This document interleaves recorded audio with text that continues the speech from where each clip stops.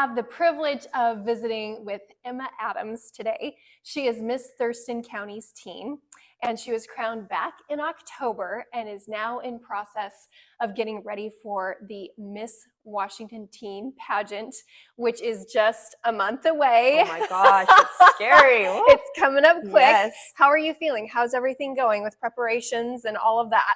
I'd say we're about like 85% excitement and 15% nerves at this point. Okay. Somebody messaged in our little title holder group chat a few weeks ago and was like, it's only 45 days till we crown a new Miss Washington's teen. And I was like, that close? Like, it feels so close and so far. And I'm just like very excited for it. Good. It's gonna be a lot of fun. Yeah. Good. Well, take me back to your crowning moment at Miss Thurston County's teen this year. Tell me what it was like for you. I was in the audience, so I got to be there live and in person. But what was it like for you when you heard your name called?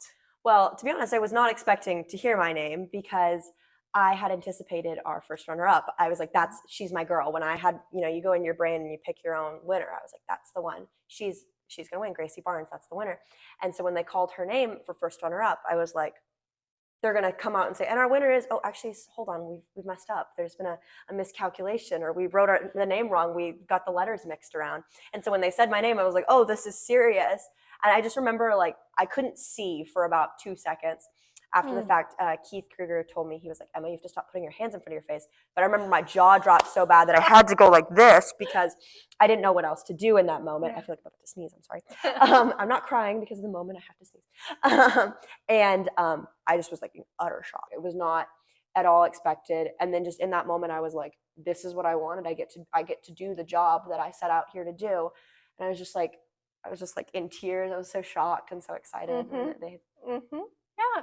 Well, now I happen to know a little past history that this was not your first rodeo. So share a little bit about how you found the Miss Thurston County Teen Program and then why you decided that this was going to be a vehicle that you wanted to use to catapult you in life. Well, I was at first not very convinced that I wanted to compete. Amber Barton, our current Miss Evergreen, was my mom's dental assistant, and she happened to have this picture of me, my mom did, as her lock screen from like when I was 13 or something. I'm just like in a dress, I'm cheesing it up, smiling. And Amber goes, is that your daughter? And my mom's like, oh yeah, this is my only child, and she's like, you should put her in pageants. Oh. And my mom handed me I distinctly remember it was this pamphlet. It had Morgan Greco. When she was crowned, she had her arm up, she was waving and she was just crying. And that was the front picture. And I looked at it and I was like, that girl is so gorgeous. Not me, never gonna do it. Can't put me in heels. I was so anti-pageant. And my mom was like, just go meet Amber. We're gonna go out to dinner. Like, just like give it a shot, And I was like, nope, you're not gonna put me in heels. I'm like, look at this 5'10" body. We're not putting heels on this thing. And so once I met Amber, though, immediately clicked. I was like, okay, I can see why people would want to do this. I can understand now. Like, as she was explaining it, I was like, this is somewhere that I can take a platform. I can take something that I'm interested in. I can meet a lot of new friends, and like I can grow from this and like build myself into this like better version of myself. Yes. And I'm like I'm a pretty confident speaker, I'd say. I like to talk. And so I was like, I don't need this. I don't need the help. And I'm really glad that I did stick with it, because after the first one, I was like, this is going to be the only one. Never going to do this again, because, going into it, I was like, if I win, yay, great, do the year. If I don't win, okay, I'm done, move on to new ventures. And in the end, I was like, oh, it is not about the crown. It is about what you get out of it. This sounds so cheesy and like cliche, but it is really about what you get out of it. Yes. And I'm so grateful for the program. Yeah. So first time through, what was the outcome? I was first runner-up under Charlize. And I remember being really bitter the day of, because I was like, I can do better than this. I know I can do better. And then afterwards I was like, oh yeah, I was a hot mess. Like, it's like totally okay. And like, I don't really, like, I'm not mad about it, and I don't get like jealous about it now, because I was like, this is what's meant for me and what I was meant to get. And in that moment, and it was a better lesson. I remember Dale had actually said in her, Dale Smith Thomas, in her speech about like, you either go through it or grow through it. And I was like, okay, we're just going to muscle through it and pretend like it didn't happen. It's fine. I'll run again and I'll do better. And then I was like, wait a minute. There's a reason. Like, the judges aren't stupid. There's a reason why I wasn't what it took. And then I had to grow into myself and really learn. And I'm grateful that I That's lost. so good. Emma. No, that's so good because there is a lot of self-introspection Mhm. that has to happen when we don't achieve the goal that we set out for, when things don't go the way that we had hoped or planned. And it's hard to process disappointment, right? But when we get to the other side of it, the real gold that we can mine for is what we can learn about ourselves having been disappointed, Yeah. right? Yeah. So that's really good. I love that you said that. Grow through it. Mhm. Grow through it. Yep, absolutely. And so you came back. You had Yes. a year. And what did you work on? How did you grow through it during the year between the first runner up and then becoming Miss Thurston's teen? So I've always been a dancer, and so I'm used to performing. And so when I went into competition the first time around, I was like, it's a big show, it's a big performance. I can put on a dress, I can smile, I can dance, I can do my little walk and talk, and I'll be fine. And I realized now in hindsight that I was trying to make two different people of myself. I was trying to make Emma the performance Emma versus Emma the normal Emma. Yeah. And I was like, there's got to be a way that I take normal Emma and I make her into something that, not like change myself in any way, but Right. to make myself into something that is a title holder in the very essence and not have title holder me versus everything else me and all of her craziness and problems and things. And so going into it the second year, I actually was in the mindset of like, you know what, this time around, I don't care if I win because I didn't win the last time and it went great. Like I was mad about it for like this much, but like for the most part, like I didn't win and I have all my friends that I made from it. I learned all these lessons. This year I'm going to do the same. If I don't win, fine. I don't care. Like it was fun. And so I was like, I'm going to take everything that is me and all of my craziness and all the problems and things, and that is what I'm going to give the judges. And if they don't like it, okay, I don't care. And I guess it worked out because at the end of the night, it was my name they called. So Mm-hmm. yeah. Well, I think you touched on something really important, and that is that you gave yourself permission to be uniquely yourself, to be authentically yourself, and you didn't put pressure on yourself to be something that you weren't, right? Which would be like this idealized image that sometimes we have of like what we think Miss Title Holder should be, or how she should act, or look, or behave, or whatever. And instead, you just decided, I'm Emma.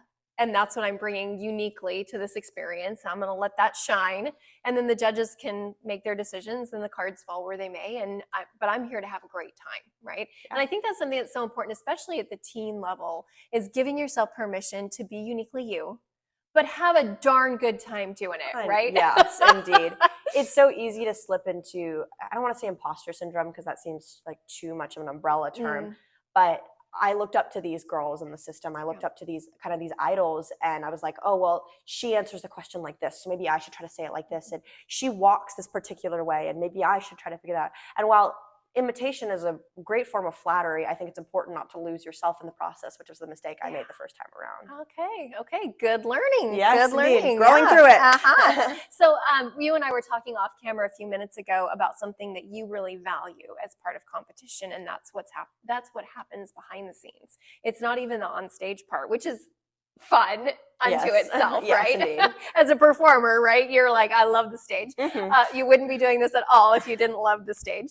And so, but it's more than that, right? We get ready for the stage portion of competition, the interview portion of competition, but there's something else that you mentioned that you really love. Share about that a little bit. Yeah, I really love the backstage memories and the sisterhood. I love my girls. Like I'm still so close with everybody that I have competed with and am competing with. We're just so like tight knit and like a family. And again, having been a dancer, I spend a lot of time backstage. I know what it's like to like, oh hey, can I borrow that hairspray from you? Or oh hey, can you like button me in my dress? Like I'm used to that kind of camaraderie, but there's something so special about, I mean, these girls see you at your highest and your lowest, genuinely. I have not cried more ugly cry in front of these girls that I've run with, and they are my nearest and dearest friends, and I can go to them with anything. And that's something that I don't think, it's kind of a cycle because the pageant taught me to be vulnerable, and the girls reminded me that that was okay. And I kind of worked on itself a little bit, and to now that I feel so comfortable around these people, and I don't think I would have shared that memory with don't think I would have created those memories with anybody if it weren't through this system. Yeah. Fifth point of the crown, right? Indeed. It's the most important one. If they tell me in an interview, they say, what are the 4 points? I'm like, hold on, there's 5 because there's also this one and it's my favorite. So yeah. for sure. And I think a lot of women, when they hear pageant, or people generally, when they hear the word pageant, they just have this assumption that pageant women are very tunnel vision, put on the horse blinders. I'm here to compete, get out of my way. I'm going to win at all costs. And that hasn't been your experience, nor has that been your mindset. I was always a little scared that when I was going to meet new girls, especially every round of competition, that when I meet new people, there's always going to be that one, or that there's like a couple people that are like, actually, I'm better than all of you and I don't need to compete because you're all below me. And I was very scared about that happening to me. I was like, okay, if that happens, stay out of her way. That has not happened to me at any point, and I am so grateful for that, because everybody is pretty much, honestly, all these women young women that I run with are so like mature in that sense, that we all have, like, we all know that it's like there's so much more to this. And I'm very glad, I'm really grateful for that, because I don't know how long I would have lasted if that's what it was.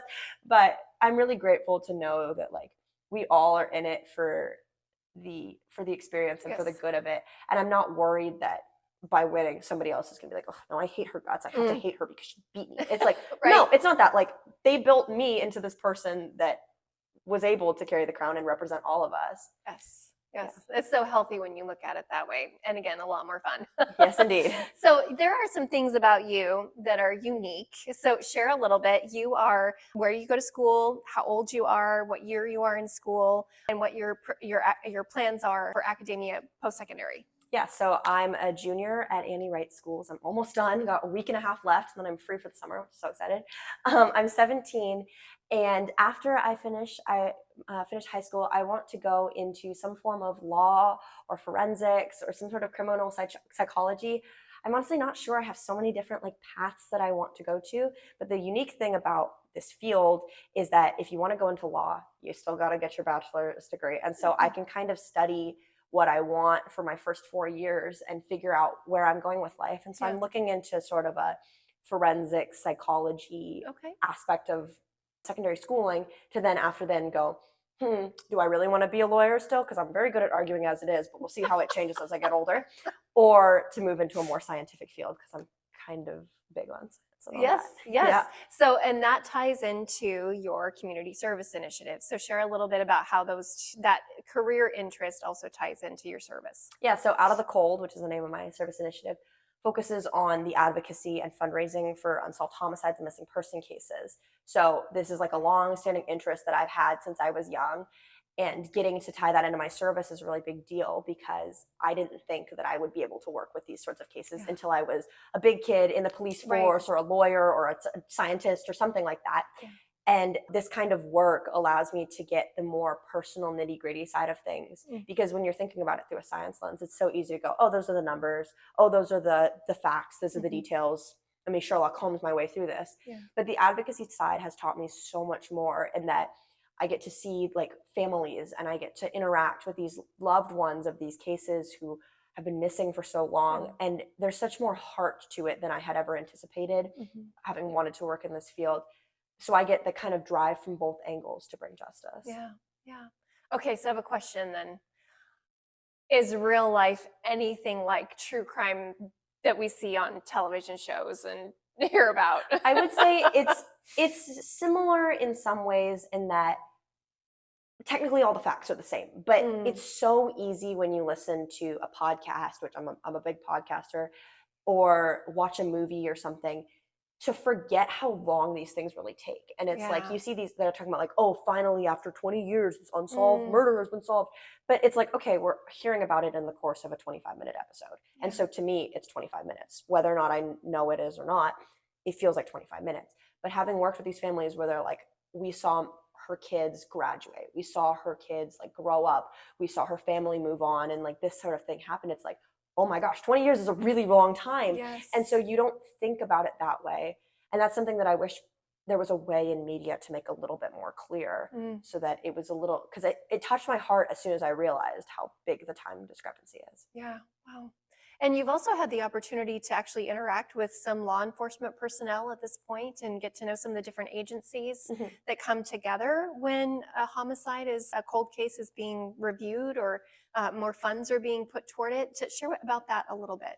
Yeah, so it's really hard in these sorts of situations to get funding, because there's always, it sounds dark, but there's always more crime happening. And so eventually they just kind of the cold cases get left.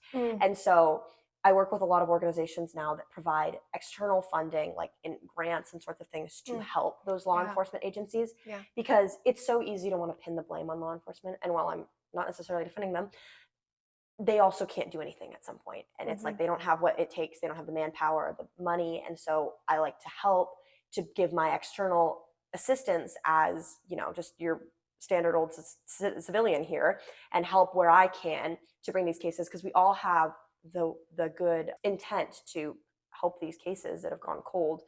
It's just like some people have various different resources, and we all need to work together to make that happen. And you've actually done some fundraising. I have indeed. I worked most recently with Oakley Carlson's case down in Oakville with the Grays Harbor Sheriff, and with some external nonprofits, to raise $11,600, which filled her reward fund for information. So now we have a full $100,000 reward fund for any information regarding her disappearance, and the leftover money that we made from that has gone into some extra ground searches and investigation into her case. Wow, that's awesome, Emma. That's really amazing. Good for you. Thank you. What a cool advocacy that you've selected for your service initiative for this year. And it's so cool the way that you're actually working in it. And you actually, in order to fundraise, you coordinated an entire event. I did. That was a 3 or a 5K? It was a pink themed 5K. Okay. And I will tell you, it struck me in my brain when I came up with it. I was like, it's got to be pink. This Oakley Carlson, who was missing her favorite color was pink. And I was like, that's what it was going to be. We were between that and unicorns. And I was like, nope, the pink is going to be where it's at. People want to wear unicorns. But she, showing up that day when we had that run and seeing the line of people waiting to register, everybody in bubblegum pink from head to toe, it just made me like cry, because I was like, there's something so much different about, asking your friends and family to fundraise for you and like help you raise money. But to see total strangers, people I've never met, never talked to, who all were brought together by the story of this little girl, was really something that touched my heart. And in that moment, I was like, this is why I do what I do, because I can be the beacon of light for this case, but all I'm waiting is to catch the mirror of somebody else, and they can reflect that as well. And so that just made me like remember why I do what I do, and it made me so like warm inside to see that. Yeah, I love it. So we've talked about service. We have talked about why you got involved. We've talked about sisterhood. Let's talk about your talent, because you are a multi-talented individual. So share what it is that you're choosing to do for talent on the competition stage at Miss Washington Teen this year. And then, and you don't have to disclose everything if it's going to be a surprise. It's a little bit of a surprise, but I'll hint some details. Okay. And then you have a whole genre, not genre, but a plethora of talents, a talented ability that you could have chosen from, but you chose this for your talent. So share a little bit about that. Yeah. So for my talent, I play the piano, which is a really big part of my life. I started learning the piano when I was 4. I started taking lessons because we always used to have this like really old piano, and my mom was like, stop banging on that thing. We're going to teach you how to play this thing, by God. And so I love it. It was the first instrument I've ever learned. And people often ask me, because I'm a dancer, I've been dancing for my whole life. They go, well, why don't you dance? This just seems like the obvious choice. It's like, I don't get to perform the piano very often. And it's something that I love. And people oftentimes forget that it's so like such a pivotal part of me. Yeah. So I love getting to share that. And also my other talent, which is in amateur car restoration, does not do so well on stage. So I have seen oil changed on stage. I heard about that, and I really kind of wish I had thought of that. It was super fun. I enjoyed it. I really enjoyed it. Yeah, so I guess it would take me more than 90 seconds, though. I'm impressed. Yeah, it was a quick oil change. Yeah, oh, yeah. It was quick. But you also don't play just the piano. You play... I play 9 instruments in total. I play quite a few. So, not well, I will preface this. Not all of them are my like strongest, most available. Like I'm not breaking out in a symphony anywhere, but yeah. So is this just easy for you? Is it you can pick up an instrument, and because you can sight read, you're just capable of kind of figuring it out? I would say I'm pretty good about like picking up an instrument. Like I never knew how to, for example, I used to play the cello. And then my cousin played the violin and he was like, oh, it's out of tune. And I was like, give me that thing. I'll fix it for you. And I tuned it and I was like, oh, I can figure out what's going on here. And then I started to like learn more. So having the base from the piano and learning how to read music at such a young age set me up to like learn kind of any sort of thing that I wanted to throw myself into, which is pretty awesome because I always wanted to, be a music geek girly. Can't sing though. That's the one thing I'm lacking. But we're going to get there. One of these days, we're going to get there. Do you have an ear though? I mean, can you hear certain notes? Like you said, you could just pick it up and start to tune it. Are you just have an ear for that now? I have relative pitch, which is, so people talk about like perfect pitch, which is where like, oh, I can hear my toothbrush and I know that's E flat. I don't have that. I'm not that skilled, but I have relative pitch in that like, if you told me that this note is E, I can tell you like, okay, well that note is G based off of that. Like I can tell you how they build and I can say like, oh, that's a major I've worked hard to kind of build that thing. It's not something that just like came to me exactly, but I will say that like, again, starting young, lots of practice has gotten me to a better understanding of music. Okay, so as a mom of a little boy who also is taking piano, reluctantly, he's taking piano. I had my phases there. I get it. What do you enjoy practicing? I have my phases. Let me just put that out there. When I was younger, especially, I did not want to play. I would much rather be outside. It was something where it was like, my mom used to try to keep a strict regiment for me. She's like, you play 20 minutes every day and we're calling it that. I was like, she even bought me one of those little like tomato kitchen timers and we would just listen to it. And I'm like, this is so long to be like, and so I definitely went through phases where I wanted to quit, but that was the one thing my parents were like, you are going to learn how to play music. And that is like, you can quit when you're older, but you are going to get it. And I did not want to practice when I was younger, but I'm so glad that I did now because again, it's opened up the doors for me to be able to, my dancing performing has gotten better. I've been able to learn more instruments. And so I'm glad that I kept with it.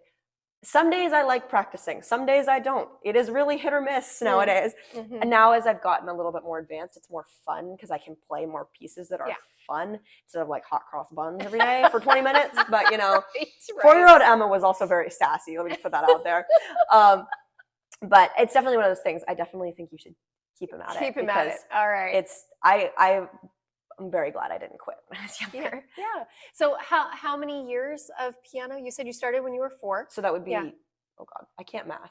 13 years? 12, 13 years? And so at what point did you really start to feel like, I'm pretty good at this, as opposed to just feeling like I'm just plinking around on the piano because my mom told me I have to? So when I was about 9 or 10, I lived in Portland, Oregon at the time, and I started to do like adjudication, which is like you play and then they grade you essentially on how you did. And at that point, I was like, I mean, I'm fine. I can play Mozart just like that, like not like well, but like I was like 9-year-old quality. Like it was pretty decent, I like to think. And then after one of these events, I had performed all my pieces and I had gotten like really good scoring in all of them. And I was like, that's pretty great. That makes me feel pretty good. I got my flowers, walk out to the car. And I distinctly remember this was the moment one of the judges, the adjudicators, comes out to me. He's this like big, scary looking guy and he's running after me. And I'm thinking, I forgot something or something happened, right? And he just grabs me in this bear hug. Okay, this is like, I picture 9-year-old Emma. She's not short by any means, but she's not like a big, I'm just like, just little Emma, right? And then this giant guy just grabs me and is like, you did so good. I've never met this man, don't know who he is, was a little scared for like 2 minutes. And then I was like, okay, so maybe this is a talent I should continue to follow up on because if this random guy thinks I was good, like, it wasn't like, I realize now that I'm saying it, it sounds like really terrifying. I promise it was like sweet, but like, that was the moment where I was like, okay, I can see why this is a talent that I would want to pursue. Yes. And while I had my phases on and off with it, here we are now. And I'm so glad I kept it. Yeah. Yeah. Well, so is everybody else.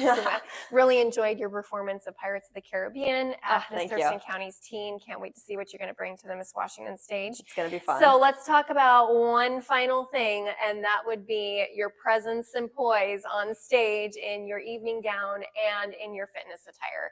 So first of all, just curious, how are you staying fit and healthy? I know you're dancing a lot. Is there anything else that you like to do? Yeah, I just recently started going to the gym in the mornings, which, okay, you always see those people on social media where they're like, oh, we're gym bros, I'm super, super fit. And I was like, that's not going to be me. I'm not going to do it. I'm not going to do it. And I started going to the gym in the morning and I'm like, okay, now I can understand why people like this because I like in the mornings, it makes me feel so like so like good in my own skin and like healthy every Mm. morning. I do some like I, you know, alternate my arms and leg day, and while arm day is always 10 times worse than leg day, it's okay. Like it's fun either way. We make the best out of it. And it's just started to build my like strength, and it, you know, in turn it helps my dancing. Yes. But I just love the way it makes me feel in the mornings, and I'm kind of glad that I do it. I do it with my mom too, so it's not like Oh, super fun. scary, but me and my mom go to the gym and like, you know, do some stuff.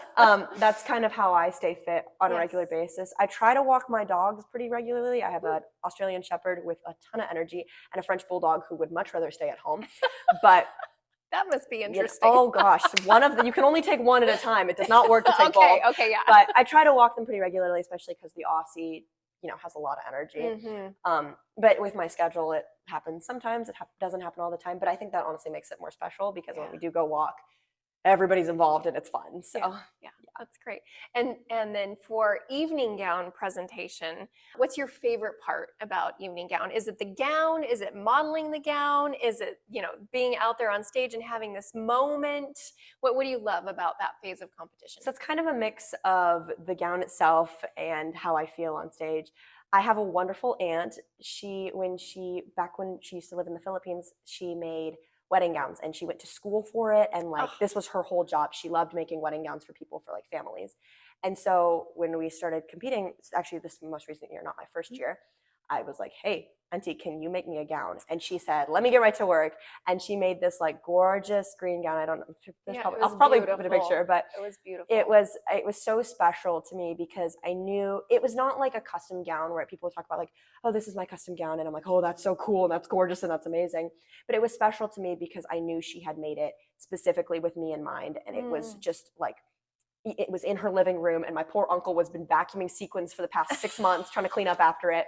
But oh my God, he's so funny. She used to set up her sewing machine in the living room. He goes, I can't watch TV because she's trying to make this dress and I don't know what's going on. So funny. I love them dearly. Anyways. But so that to me is so super special, and getting to wear her creation on stage makes me like, I remember seeing her after the competition and she was just so happy. And she's like, you look so good. I was like, you did that, girl. But like, you know. And the other thing is, I would say the presentation on stage is so fun to me because at that point, it's the last phase of competition. What's done is done. I just get to stand out there and just have fun. And I remember the second time I ran, you know, right before I won, I stood out there for evening gown, and I was just like, I am so grateful to be here in this moment. The only thing that I could think of, I was like, I am so blessed to have this opportunity and to have such wonderful people that like put these clothes on me quite literally and like allowed me to be here and helped me grow into the person that I am. And I'm so grateful that I get to share that. And I was just like, you probably seen some of the pictures of my ear, my eyes are all watery and I'm like smiling, but there's just like this little like line underneath my eyes because I was just it was just so like grateful. And so that kind of joy is my favorite part about evening gown. Yeah, it's a beautiful moment, and you looked exceptionally elegant. And you. your aunt is a very talented seamstress. She's gotten some orders in since I started running. I said, hang on, she's got to help me with state, and then you guys can like have her. Like, that's awesome. Yes. That's awesome. You did mention one thing that we haven't talked about at all, and then so this will be the last thing I'm going to ask you about, and then we'll wrap up. But you've mentioned that your aunt, when she used to live in the Philippines, and so your cultural heritage is Filipino. I'm half Filipino. Yep. My mom's side of the family is all from the Philippines. Actually, my mom's name is Philomer because, and people at Starbucks can never pronounce it, but you know, here we are. Because she was Filipino, but she was born in, well, actually, I'm completely butchering this. She was going to be raised in the United States, and her grandpa decided that she was going to be the connection and that she was going to be the president and in charge and everything, and she was going to be the connection between the Philippines and America. So Phil is the first 4 letters of the Philippines, and Amer for America, and they smashed it together and made Philomer. And similarly, that kind of heritage got passed on to me. My dad is like Scots, Irish, and Jewish as far as heritage. And so I got that side of my family, which gave me the ridiculously tall height, and the Filipino side of me, which gives me kind of everything else. So, you know, we make it work. But yeah, I'm really grateful to have that kind of mix of family because I get such different experiences on both sides of my family, and I love them all dearly. And it's wonderful. Yeah, that's so cool, Emma. Well, thank you so much for sharing Yeah. with us today. I'm really excited to watch you compete at Miss Washington's teen. And if you want to learn more about Emma, you can follow her on her Instagram at Miss Thurston County's Teen. Miss Thurston Teenwa. Miss Thurston Teenwa.